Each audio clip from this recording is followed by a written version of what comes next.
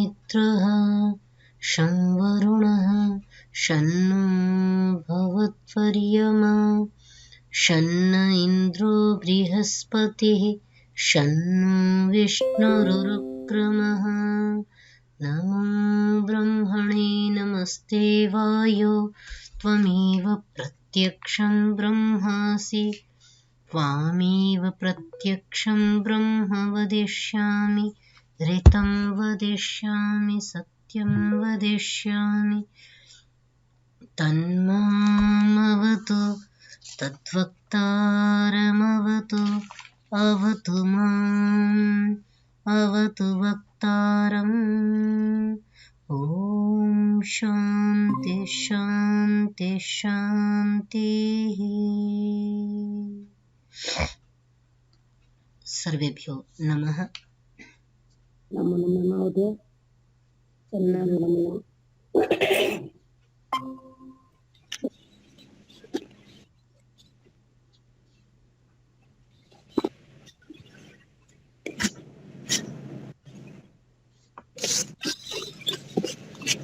आइए आज का चिंतन आरंभ करें। बृहदारण्यक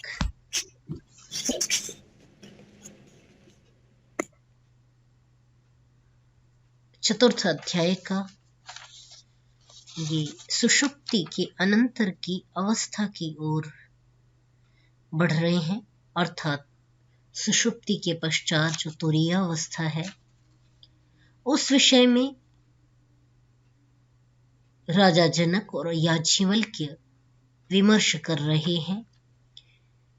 याज्ञवल्क्य राजा को उस तुरीय अवस्था का वर्णन कर रहे हैं जिसका दर्शन सर्वसुलभ नहीं हो पाता। आइए उच्चारण के साथ आज का सत्र आरंभ करें। 32वीं कंडिका से आज आरंभ करना है। 32 कंडिका जी यहाँ से सलिल एको दृष्टा अद्वैतो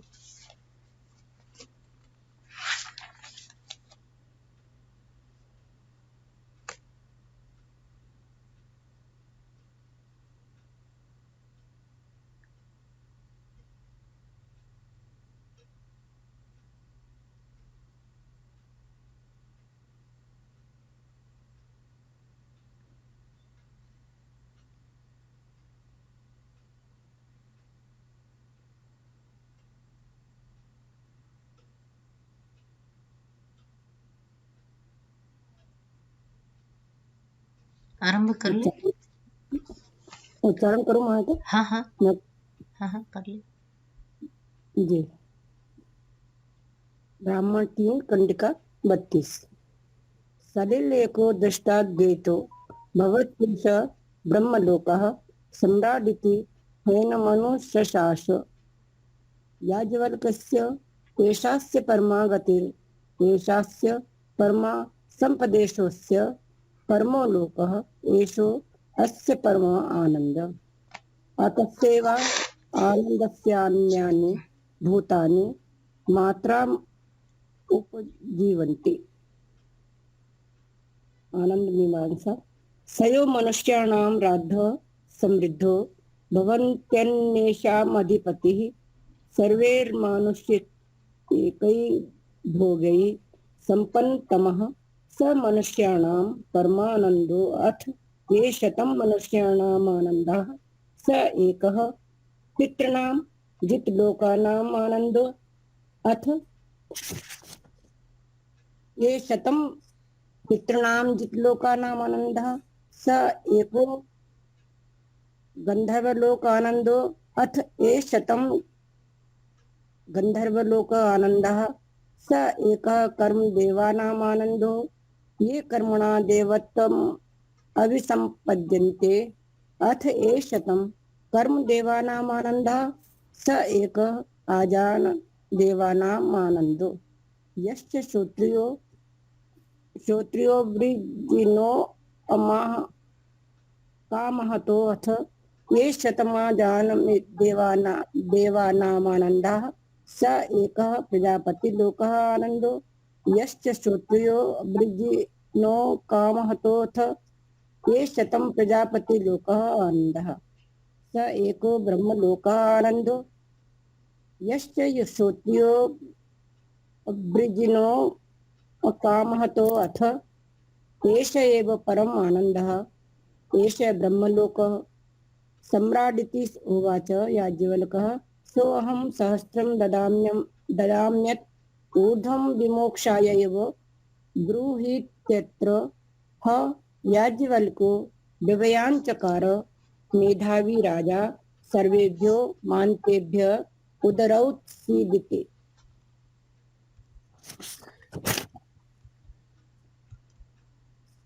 स वा एष एकस्मिन् स्वप्नान्ते रत्वा चरित्वा दृष्टेव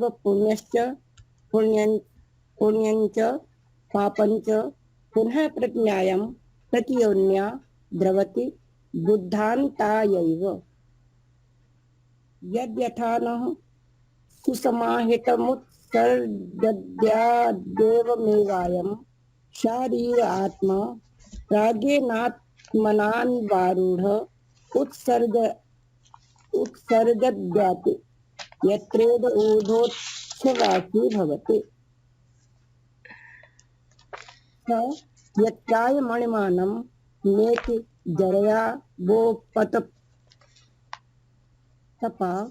तपता वाणिमानं निगच्छति यद्यथाम्रं वो दुन्बरं वा पिप्पलं वा बन्धनात् प्रमुच्यते एवमेवायं पुरुषः तेभ्यो अङ्गेभ्यः सम्प्रमुच्य पुनः प्रतिज्ञायां प्रतियोन्या द्रवति प्राणायैव तद्यथा राजानमायान्तमुग्रः सत्येन सह सूतग्रामण्यो अन्नैः पानैरावसथैः प्रतिकल्पन्ते अयमायात्ययमागच्छतीत्येवं हैवं विदं सर्वाणि भूतानि कल्पन्त इदं ब्रह्मायातीदमागच्छतीति। आगे पढ़ूं महोदय? नहीं, ठीक है, इतना बहुत है।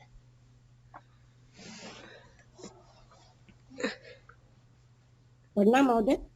नहीं जी।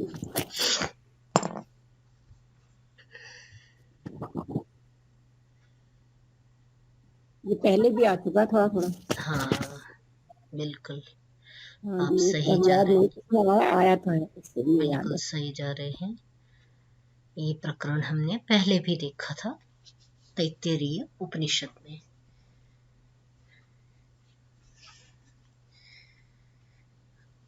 यहाँ पर जो प्रकरण आरंभ हो रहा है ये तुरीयावस्था का प्रकरण है। जैसा मैंने पहले ही कहा कि यह स्थिति तुरीयावस्था के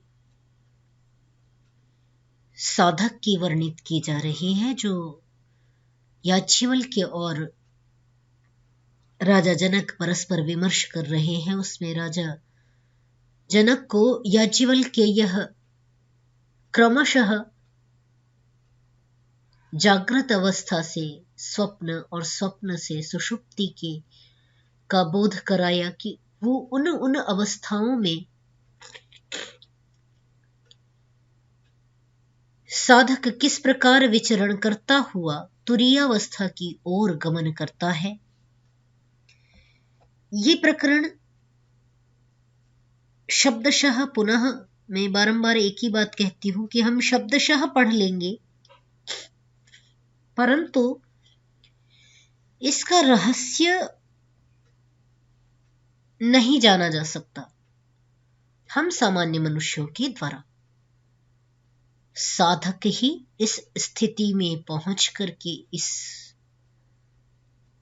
महत्वपूर्ण जो जीवन का सत्य है, आत्मा का स्वरूप है, आत्मा और परमात्मा का एकाकार है, उसका वर्णन है यहां।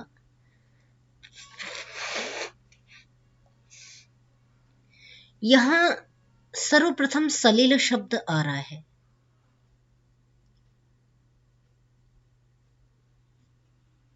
मैं इस शब्द को आपके भी चिंतन के लिए छोड़ रही हूं, और फिर मैं इस शब्द पर अभी मैं विशद व्याख्यान नहीं लेते हुए आगे बढ़ रही हूं।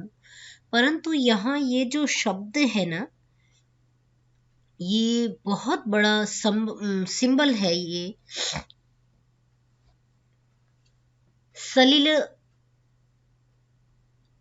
यहाँ जल की तरह नहीं कहा जा रहा, जबकि व्याख्याकारों ने, किसी ने उसको समुद्र कहा, किसी ने उसको जल कहा, अलग अलग अपने अपने शब्दों में सभी उसको कह रहे हैं, कहने का प्रयास कर रहे हैं।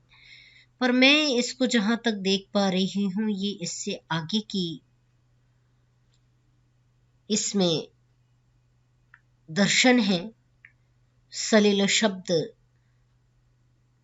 हम सृष्टि उत्पत्ति का जो प्रकरण आता है वहां भी देखते हैं, वहां भी कई उसका अर्थ जल कर रहे होते हैं। वस्तुतः ये न जल है न समुद्र है,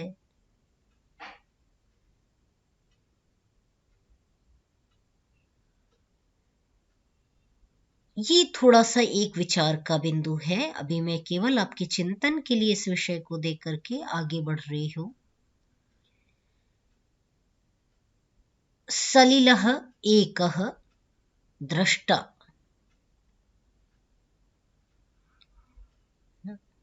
सलिल एक दृष्टा जो है, अद्वैतः जो इस अवस्था में पहुंच गया कि अब वहां पर द्वैत भाव खत्म हो गया।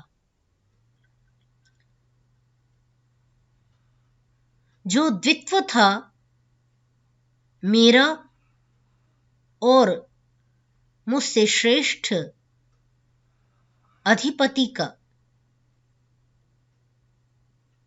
जब मैं भोगता था वो केवल दृष्टा था। मैं कभी सुख के आवरण से युक्त होता था, कभी दुख के आवरण से युक्त होता था। जैसा जैसा मैं होता था वैसा वैसा स्वरूप वाला मैं स्वयं को समझ लेता था।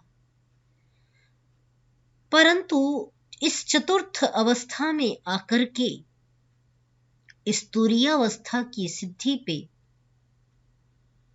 अब अद्वैत की स्थिति बन रही है। अब द्वैत भाव समाप्त हो गया। आत्मा और परमात्मा, इसलिए उसको अद्वैतः कह रहे हैं। अद्वैतः भवति, वहां पर द्वैत भाव समाप्त हो जाता है। वह परमात्मा, वह आत्मा परमात्मा के साथ एकाकार हो जाता है। इसीलिए उसको अद्वैत पद से कहा जा रहा है। तो जी आवाज साफ नहीं आ पा रही। आवाज नहीं आ रही? हम लोगों को तो आ रही है महोदय। आपकी नेटवर्क में समस्या होगी। हमें भी आ रही है जी, वही होगी समस्या में। सरोज जी, अपने एक बार डिस्कनेक्ट करके वापस कनेक्ट करें, शायद नेटवर्क की समस्या आसपास होगी। हमें भी आ रही है आवाज जी। महोदया। ये बृहदारण्य का कौन चतुर्थ ब्राह्मण कौन से अध्याय अध्याय का है? चतुर्थ अध्याय का 32वां। चतुर्थ अध्याय का चतुर्थ ब्राह्मण ना?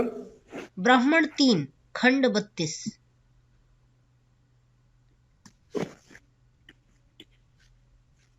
मिला।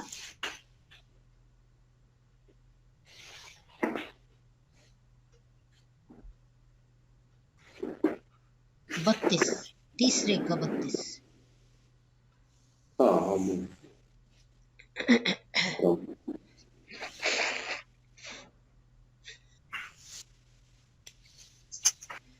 तो यहाँ पहला पद सलिल भी विचारणीय है और बड़ी महत्वपूर्ण चर्चा जो चल रही है, अद्वैत की बात चल रही है, वो भी महत्वपूर्ण है।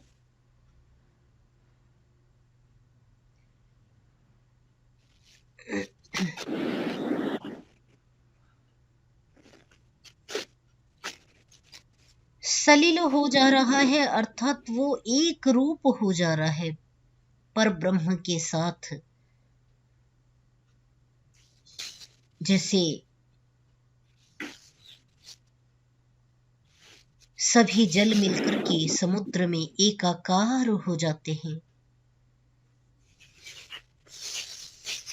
वैसे वह जो जीवात्मा है वो परमात्मा के साथ एकाकार हो गया, वह द्वैत भाव समाप्त हो गया। तो आगे कहते हैं, ईशः ब्रह्मलोकः, यह ब्रह्मलोक है।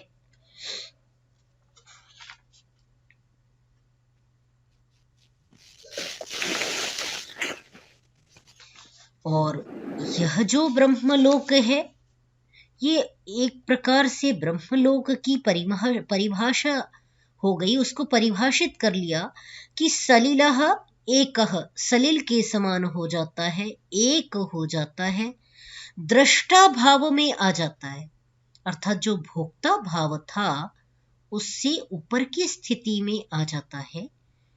अब वह भी दृष्टा हो जाता है। जहां ये व्याख्यान किया था कि द्वासुपर्णा सयुजा सखायः समानं वृक्षं परिशस्व जाते तयो अन्यः पिप्पलं स्वाद्वत्ति अनश्नन् अन्यः अभिचाकशीति।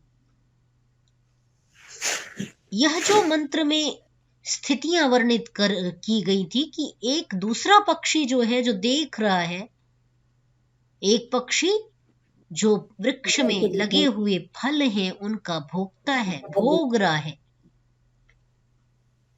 तो वृक्ष प्रकृति हो गई और उसका फल सांसारिक विषय हो गए, उनको भोगने वाला दूसरा पक्षी है, परंतु एक जो उसमें था वह दृष्टा था। और उसकी दृष्टा की स्थिति को प्राप्त कर जाना ही आत्मा की तुरीय अवस्था है, आत्मा की चौथी अवस्था है। आत्मा का परब्रह्म का साक्षात्कार है, आत्मा का परमात्मा के साथ एकाकार तद्रूप हो जाना है।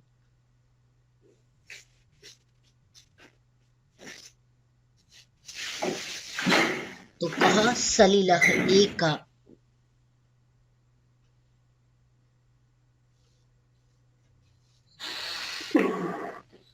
प्रभाकर जी माइक ऑफ करें, म्यूट करें तो।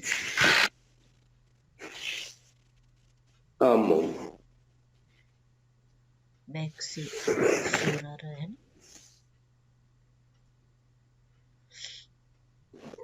करो।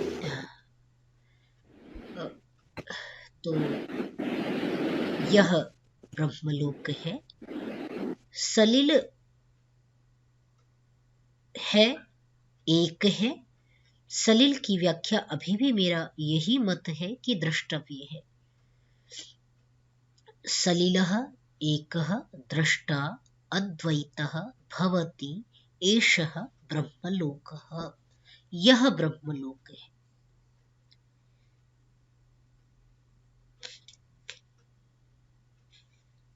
सम्राट इति ह एनम् अनुशशास।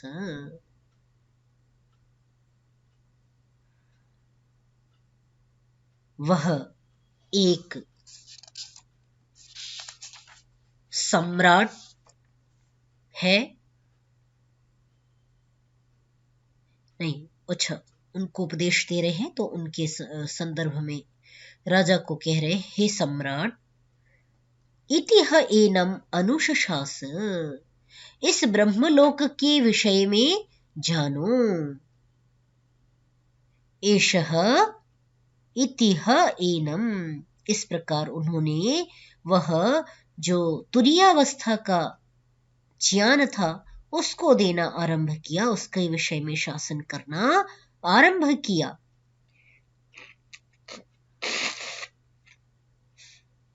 याज्ञवल्क्य, एषा अस्य परमा गतिः,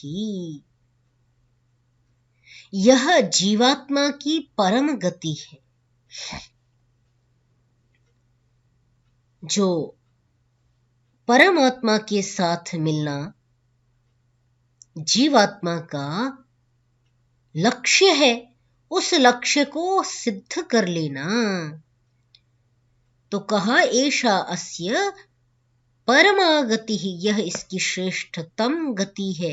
एषा अस्य परमा संपत्, यह इसकी सबसे बड़ी संपत्ति है।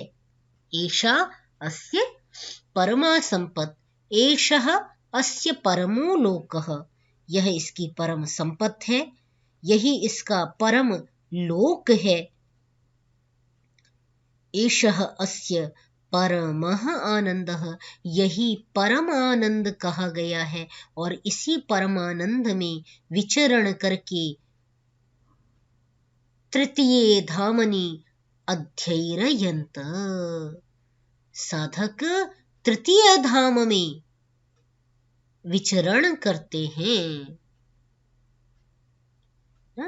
तृतीये धामन अध्यय्यन्त, ऐसा वेद में मंत्र का भाव आता है ना। प्रजापते न त्वदेतान्यन्यो विश्वा जातानि परिता बभूव यत्कामास्ते,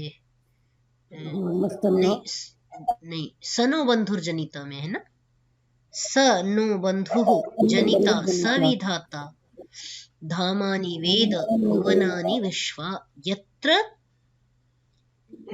देवाः अमृतम आनशानाः, जहां देवता अमृत का भक्षण करते हुए, उसको खाते हुए तृतीये धामनि अध्यय्यन्त, तीसरे धाम में विचरण करते हैं। तो तृतीय धाम कौन सा है, जिसे कहीं स्वर्ग कहा जाता, कहीं मोक्ष कहा जाता, कहीं मुक्ति कहा जाता, वो तृतीय धाम ऋग्वेद में कहा गया कि जहां पर देवाः अमृतम आनशानाः तृतीये धामनि अध्यय्यन्त। तो कहा यही इसका परम लोक है, यही इसकी परम संपत्ति है।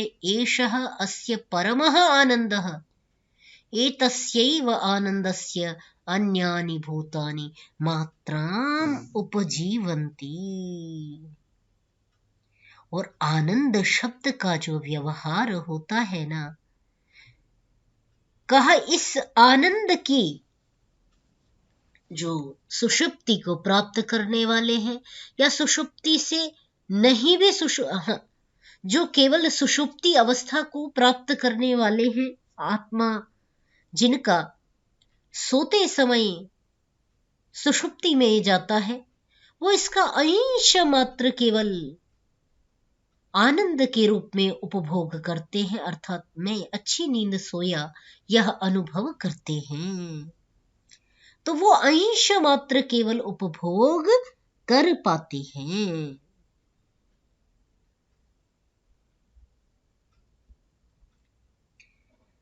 अब यह जो प्रकरण आरंभ हो रहा है, ये प्रकरण 249 पृष्ठ संख्या पर भी पहले हमने अध्ययन किया था।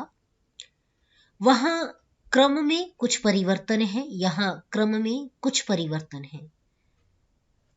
जिनकी पृष्ठ संख्या दूसरी है वो तैत्तिरीय उपनिषद की ब्रह्मानंद वल्ली का अष्टम अनुवाक देख सकते हैं। ब्रह्मानंद क्या है, ब्रह्मानंद में किस प्रकार विचरण करता है जीवात्मा, इसका वर्णन तैत्तिरीय उपनिषद में के अष्टम अनुवाक में इससे पहले आया था। ठीक है,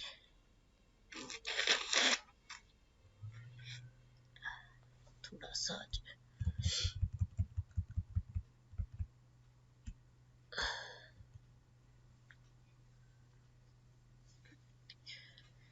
तो देखते हैं इस प्रकरण को, और वहां के साथ भी हम तुलनात्मक भी देख सकते हैं, ऐसे भी देख लीजिए। स यो मनुष्याणाम राद्धः समृद्धः भवति येषाम् अधिपतिः सर्वैः मानुष्यकैर्भोगैः सम्पन्नतमः स मनुष्याणां परमः आनंदः। कहा जो मनुष्य बहुत समृद्ध होता है, राद्ध होता है ना, राद्ध माने राधा साधा संसिद्धों से बना लेते हैं, तो जो बहुत सिद्ध है, संपन्न है, समस्त ऐश्वर्यों से युक्त है, जिसे हम लोक में भगवान कहते हैं।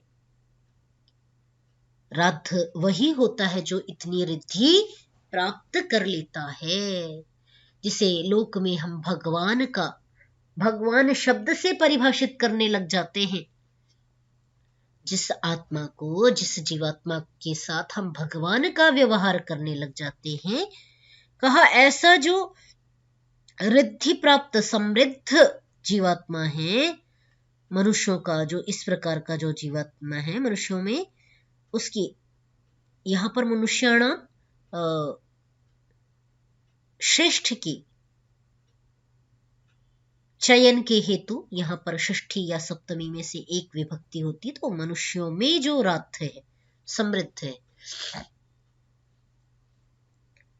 समृद्ध होता है, उसके लिए यहां पर षष्ठी विभक्ति का प्रयोग हो रहा है ना।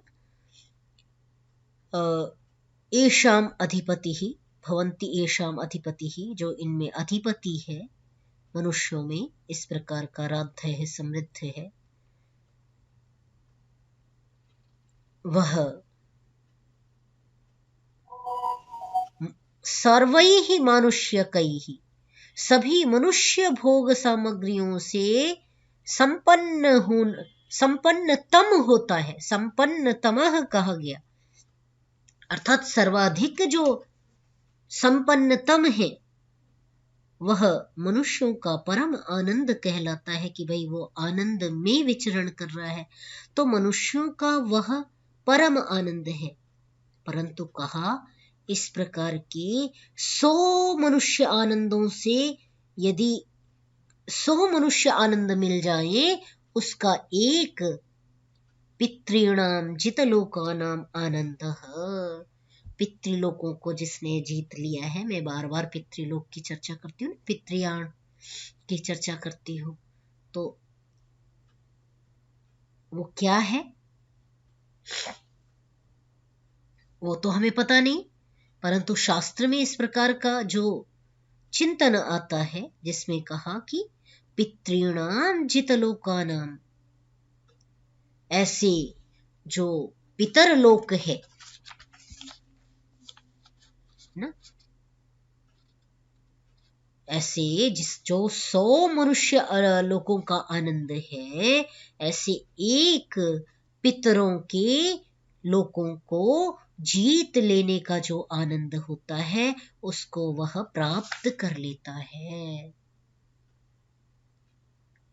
माने पितृलोक का जो आनंद है वो किसके बराबर कहा गया? 100 मनुष्य लोकों के आनंद के बराबर एक पितरलोक का आनंद होता है। तो यदि पितृलोक की कल्पना या पितृलोक जो शास्त्र में बार बार आगे पीछे आ रहा है, उसका संदर्भ इस प्रकार समझ सकते हैं कि वे पितृलोक का आनंद कैसा होता है, जहां मानवीय 100 लोकों का आनंद मिल जाए, वैसा पितृलोक का आनंद होता है।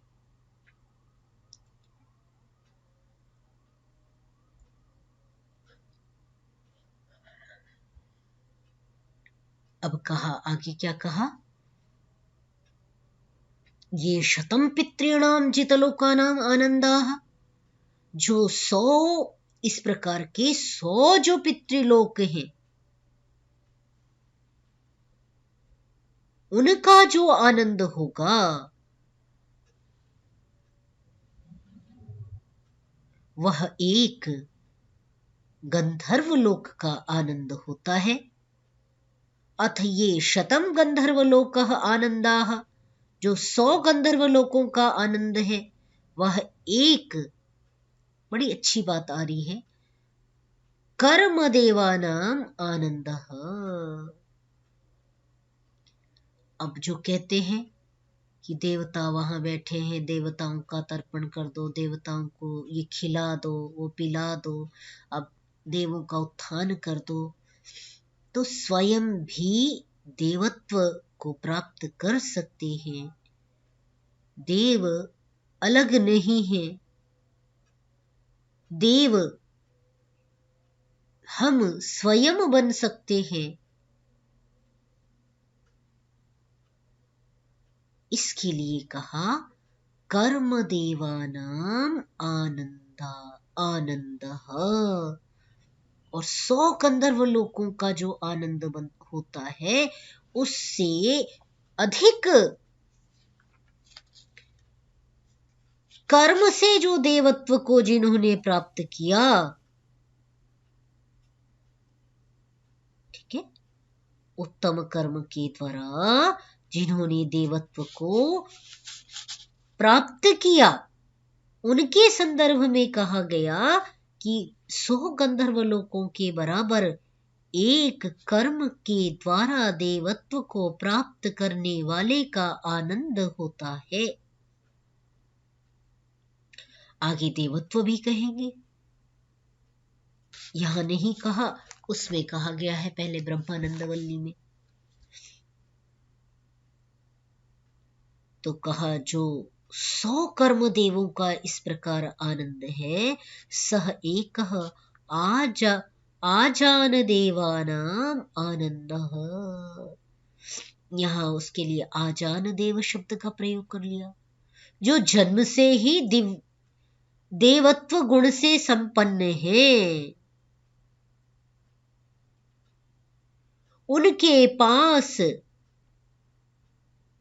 जो आनंद है और जन्म से ही देवत्व है, तो ये ऐसा कहने पर क्या वे देवता जन्म ले रहे हैं? जन्म ले रहे हैं तो क्या वो भौतिक आनंद है? इस प्रकार का कोई कथन कहा जा रहा है? तो ऐसा प्रतीत नहीं होता कि ये जन्म की बात कही जा रही है, चूंकि मनुष्य लोक का जो आनंद है वो प्रथम स्तर पर वर्णित किया, पितर लोक का जो आनंद है वो दूसरे स्तर पर वर्णित किया, गंधर्व लोक का आनंद तृतीय स्तर पर वर्णित किया। इसी प्रकार क्रमशः कर्म देव और जो आजान देवानाम आनंदः, जो दिव्यता से इतने युक्त हैं, श्रेष्ठता से इतने युक्त हैं कि उनका जो सदा सर्वदा देवत्व में रहने वाले हैं, उनका जो आनंद है, यह च श्रोत्रियः अवृजिनः आनंदः,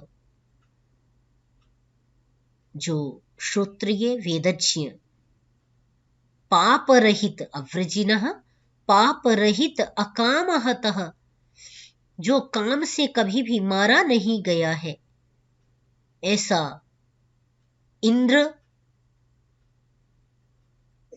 अर्थात इंद्र विजित, इंद्रिय जित, इंद्रियों को जीतने वाला, उसको जो आनंद प्राप्त होता है। तो कहा अथ ये शतम आजान देवानाम आनंदाः, जितना 100 आजान देवों का आनंद है वह एक प्रजापति लोक का आनंद होता है। प्रजापति की कल्पना 33 देवों में भी की गई थी। हमने वहां भी प्रजापति के विषय में सुना था और बहुधा प्रजापति शब्द का उच्चारण आता है। सृष्टि प्रकरण में भी प्रजापति शब्द का व्यवहार होता है। सृष्टि उत्पत्ति प्रकरण में, जहां पर सृष्टि उत्पत्ति के विषय की चर्चा की जाती है, बहुधा प्रजापति शब्द का उच्चारण आता है। लोकों के संदर्भ में भी प्रजापति को जोड़ा जाता है, तो उसकी स्थिति भूः भुवः स्वः महः, स्वः के बाद में महः जनः तपः के संदर्भ में प्रजापति की स्थिति को देखा जाता है। तो कहा कि जो 100 प्रजापति लोकों का जो आनंद है, सह एकः ब्रह्मलोके आनंदः, वह जो जनः तपः के पश्चात सत्यम लोक का जो आनंद है, सह एकः ब्रह्मलोके आनंदः, उसे एक ब्रह्मलोक का आनंद कहा जाता है। वह एक 100 प्रजापति लोकों के बराबर एक ब्रह्मलोक का आनंद होता है।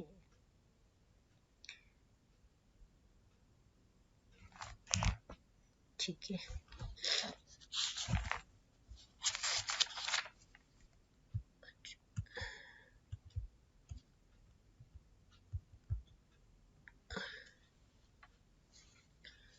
तो हे सम्राट, आगे कहा, इतिह उवाच, ऐसा याज्ञवल्क्य ने सम्राट को संबोधित करते हुए ब्रह्मलोक की स्थिति बताई।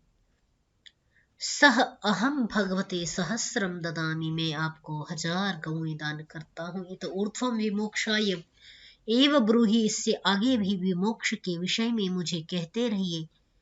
अत्र याज्ञवल्क्यः विभयाञ्चकार, यहाँ याज्ञवल्क्य भयभीत हो गए। मेधावी राजा सर्वेभ्यः मान्तेभ्यः उदरौत्सीत् इति, अरे इस मेधावी राजा ने तो मुझसे ज्ञान का समस्त सार ग्रहण कर लिया। ये तो मेरे समस्त ज्ञान को मुझसे ग्रहण कर ले रहा है, मुझे उदरौत्सीत्, मुझे बाधित कर रहा है कि जो मैंने ज्ञान अपनी तपस्या से, साधना से जो मैंने ज्ञान ब्रह्म विषयक प्राप्त किया है, उसको यह मेधावी राजा मुझसे सब कुछ जान लेना चाहता है। इस प्रकरण को हम ब्रह्मानंद वल्ली के साथ देखें।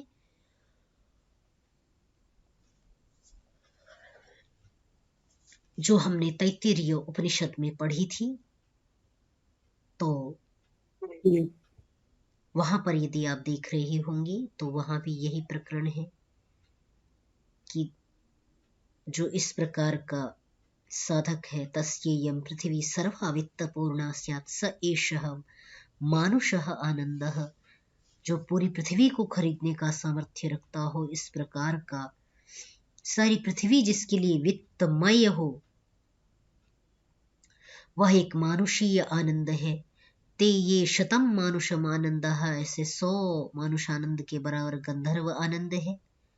श्रोत्रियस्य अकामः तस्य, ते च ये शतम मनुष्य गंधर्वाणाम आनंदः स एकः देव गंधर्वाणाम आनंदः। ये चर्चा हमने वहां पे नहीं की, अभी आज के प्रकरण में हम नहीं कर रहे हैं, है ना। यहाँ देव गंधर्व की भी चर्चा की है। तो ये अत्यंत शोध के विषय है कि क्या देव गंधर्व हैं, क्या कर्म देव हैं, या क्या सामान्य देव हैं, आजान देव कौन से हैं, ना। श्रोत्रियस्य अकामः तस्य ते ये शतम देव गंधर्वाणाम आनंदाः, एक वह पितृलोक का आनंद है, जबकि यहाँ पर हमने पितृलोक को आज के उसमें संदर्भ में पहले देखा। ऐसा ही था ना? देखिए एक बार, देखिए 100 मनुष्य आनंदों के बराबर एक पितृलोक का आनंद आज के उसमें हमने देखा है, और एक पितृलोक के आनंद की 100 पितृलोकों के आनंद के बराबर एक गंधर्व लोक का अंदर आनंद की चर्चा की गई। तो यहां पर पहले गंधर्व लोक का आनंद कहा गया, फिर देव गंधर्व कहे गए, फिर पितृलोक कहा गया। तो कुछ आगे पीछे है, जिसका क्रम क्या है, किस पर संपूर्णता के साथ सहमति बन सकती है, वो तो उस अवस्था में जाने के बाद या अत्यंत शोध के बाद इनके विषय में कुछ कहा जा सकता है। और 100 पितृलोकों के बराबर आजान देव की चर्चा की, 100 दैवीय आनंदों के बाद कर्मदेव की आनंद चर्चा की, जबकि यहां हमने पहले कर्मदेव की चर्चा की, बाद में आजान देव की चर्चा की, जी महोदय, है ना? कि वो जी जो कर्मदेव हैं वो इतने श्रेष्ठ हैं। जान देव का दिया, अजान देव का। और यहाँ बड़ी महत्वपूर्ण बात है, बड़ा अच्छा है कि मतलब ये वर्ण व्यवस्था में ऐसा नहीं देख रहा है कि ब्राह्मण केवल ब्रह्म को जाने, अरे पढ़ना लिखना तो उसका काम है। राजा की भी प्रबुद्धता दिखाई, और वर्ण श्रेष्ठता में ऐसा नहीं है कि वो राजा बहुत निम्न स्तर का हो गया या ब्राह्मण बहुत उत्कृष्ट स्तर का हो गया। यहाँ पर राजा यद्यपि ब्राह्मण से ज्ञान की प्राप्ति कर रहा है, परंतु दोनों का स्तर यहाँ आदर्श योग्य है।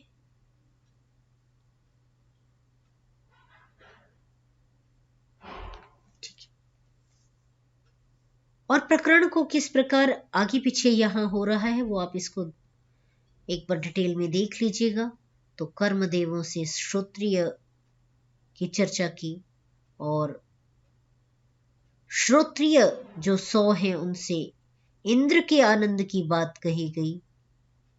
100 इंद्र के आनंद के बराबर बृहस्पति के आनंद की बात की गई।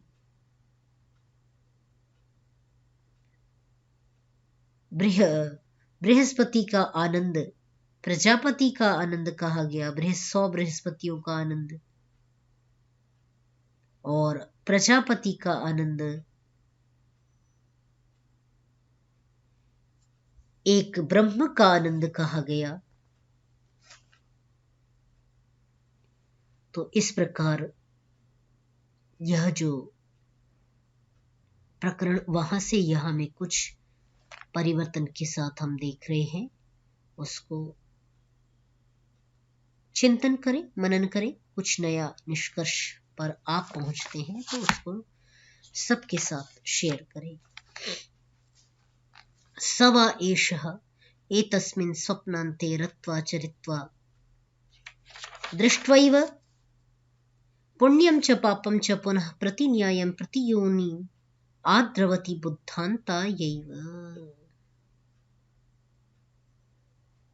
फिर से वही चर्चा जो पहले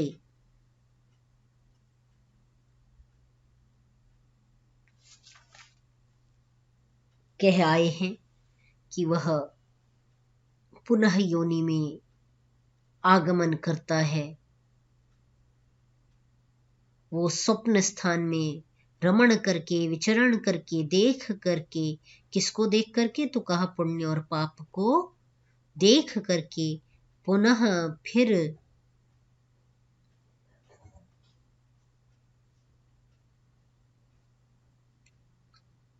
प्रतिन्याय जो है, प्रतियोनि मने पुनः मनुष्य जीवन को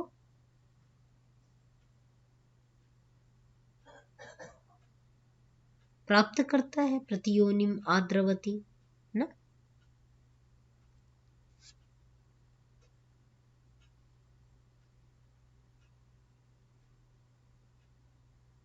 आगे देखिए, तद्यथा अनः सुसमाहितम उत्सर्जति उत्सर्जत यायात् एवं एव अयं शारीरः आत्मा प्राचीन आत्मना अन्वारूढः उत्सर्जन याति यत्र एतत् ऊर्ध्वो छवासी भवति। कहा जिस प्रकार अनः भार से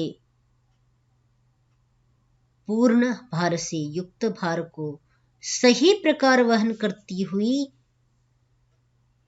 गाड़ी वाहन उसके सही जगह पर उसके भार को उत्सर्जत छोड़ देता है, वैसे ही इस जीवात्मा को, ये जो शरीरधारी जीवात्मा है, प्राचीन आत्मना अन्वारूढ़ः,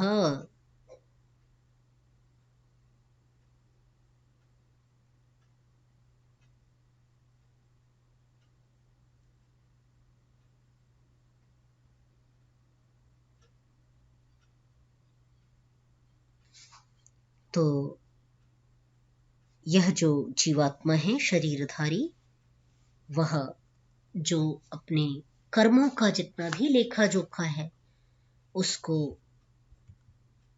वह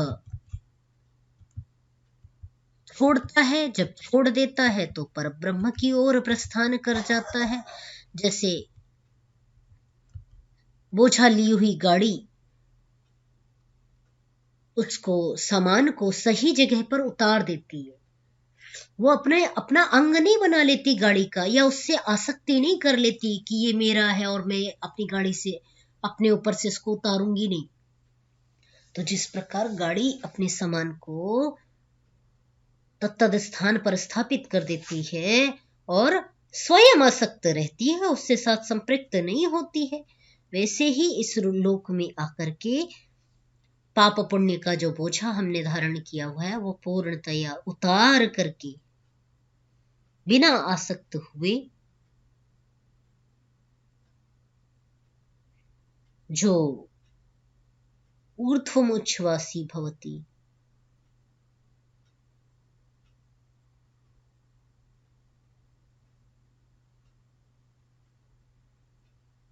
वह जो जीवात्मा है वह अपने अपने कर्मों को करता है और कर करके यहाँ से जब प्रस्थान करता है ऊर्ध्व उच्छ्वासी, वो सब कुछ छोड़ करके ऊर्ध्व उच्छ्वासी हो जाता है। इस श्लोक से जब वो गमन करता है तो उसको ऊर्ध्व उच्छ्वासी कहा कि सब कुछ छोड़ करके वो लंबी श्वास छोड़ करके, जैसे हम कभी किसी थकान से उबरें या कोई कार्य पूर्ण हो जाए, बड़ा सा आपने कार्य लिया हुआ हो और लंबी श्वास लेकर के छोड़ देते हैं, वैसे ही कहा कि जो भी यहाँ का व्यापार है उसको यहीं छोड़ करके लंबी श्वास के समान छोड़ करके चला जाता है। स यत्रायम अणिमानम नियति चरया वोपतपता वाणिमानम निगच्छति तथा तद्यथा आम्रं वा औदुम्बरं वा पिप्पलं वा बन्धनात् प्रमुच्यते एवमेव अयं पुरुषः एभ्यः अंगेभ्यः संप्रमुच्य पुनः प्रतिन्यायं प्रतियोनि आद्रवति प्राणायैव। अच्छा, समय हो गया, ठीक है, ये 2 रह रहे हैं।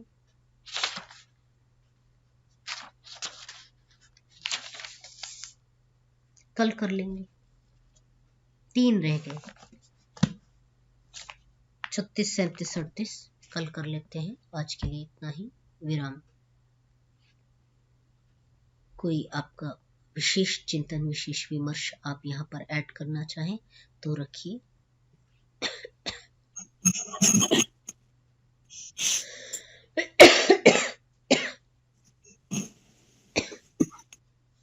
क्षमता जी, सरोज दवे जी कुछ कह रही हैं शायद। महोदय, मैं ये कह रही थी कि मुझे सुनाई दे रहा था अच्छे से। जी जी जी, आवाज आ रही थी। जी, धन्यवाद।